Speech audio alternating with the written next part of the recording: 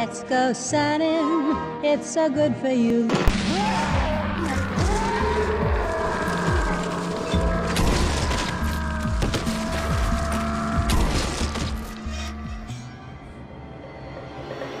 The new trailer for Fallout Bakersfield just got released, and it looks awesome.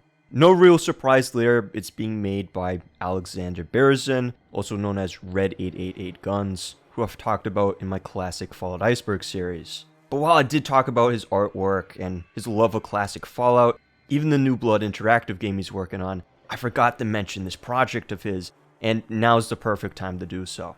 Because again, it looks awesome. The first thing I want to mention right off the bat is the engine this game's made with. It's using the JZ Doom engine, which, if you don't know, is a fan-made Doom engine that can basically make anything. So there's been Sonic games in JZ Doom, there's been Brutal Doom, and now here comes Fallout Doom. And some people might ask, why make a Fallout game in Doom? And I think it really has to do with the graphical style of the game, but also the fact that I think it's going to be more combat centered, and what better template than Doom? Doom's my favorite first-person shooter game, just period. It's my favorite, so I don't really have any complaints with it, and I think intentionally Alexander is going for a more boomer shooter vibe, and while yeah, maybe a little sad that it's not going to feature as much role-playing, I'm all for a dungeon crawl. I think Bakersfield is a really good area to put a combat-centered dungeon crawl game because, major spoiler alert here, Bakersfield is Necropolis, the city of the dead. It's where the Vault Dweller goes to get the water chip in order to save Vault 13. And a lot of the surface-dwelling NPCs you can run into are hostile. So if you were going to do a combat-focused game, I think it really works. It has the perfect dungeon crawl kind of format to it, where you go through the ruins of the city, you go down into the sewers, there's different factions you can meet, from Set to the super mutants, and finally, you have to go down into Vault 12 and take the chip. I'll also say another reason I have this hunch that it's going to be such a combat-focused game, most of the trailer, let's be honest, is focused around combat.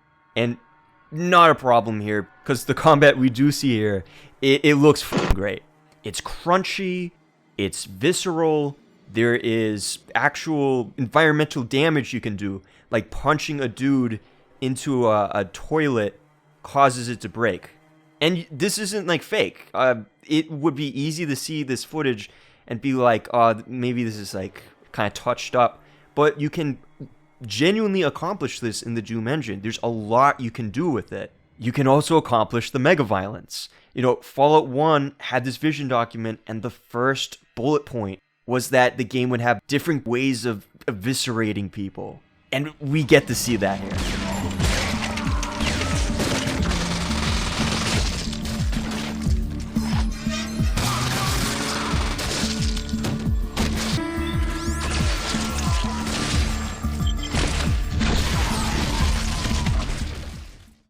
Now, I'm going to say this, and maybe this is a bit of a hot take. I don't know.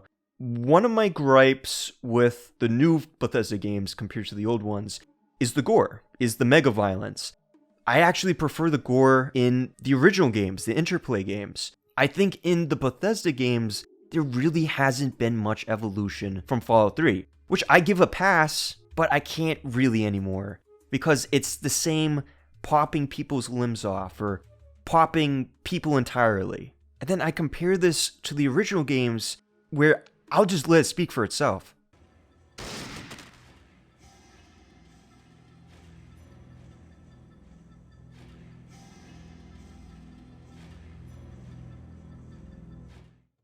I mean, you're literally shredding people apart. You are splintering them.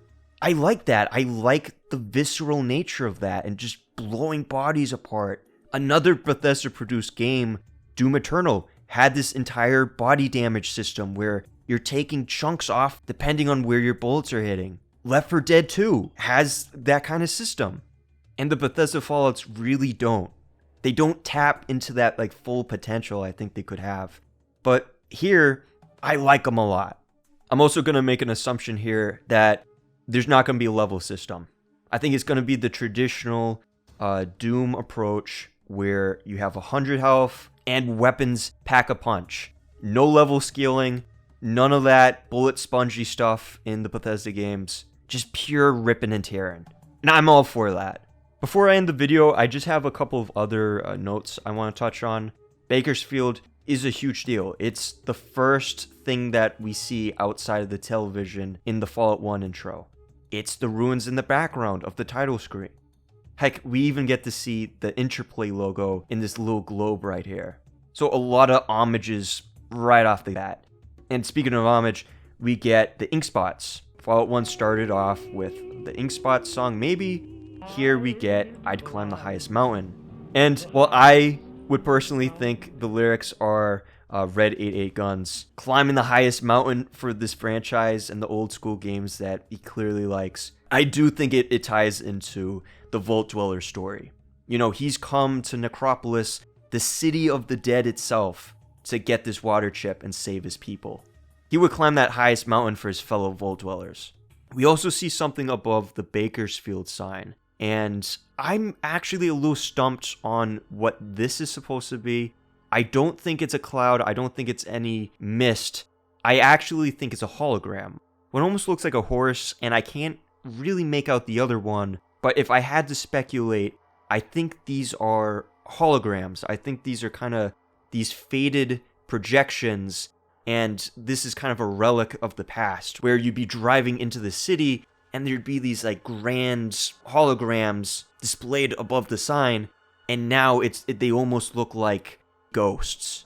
Could be wrong with that, but just something I noted. Again, this combat, like shooting somebody, and they flip upside down and go in burst fire mode, and this dude literally just like comes undone.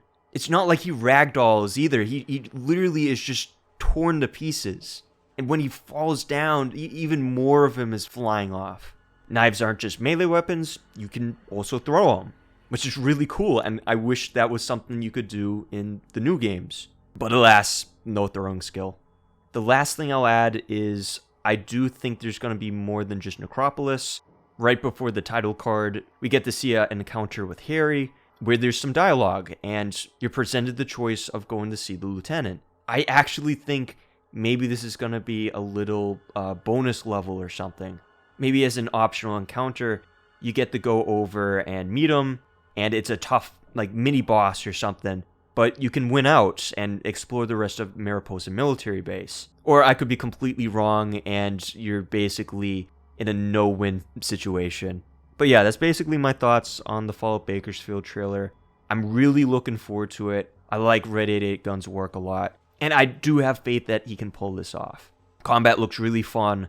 The atmosphere nails the desolate feeling of a post-apocalypse, and it's made with Doom. You know, Doom was created by John Romero and John Carmack, who played D&D, whose campaign literally went to hell, and the maps were designed almost like dungeon crawls by people used to making dungeon crawls. Fallout made by Tim Kaine, who was big into D&D, so maybe a bit of a stretch, but it's nice to see things come a little full circle like that. Boomer shooter Fallout. Inject it right into my veins, please.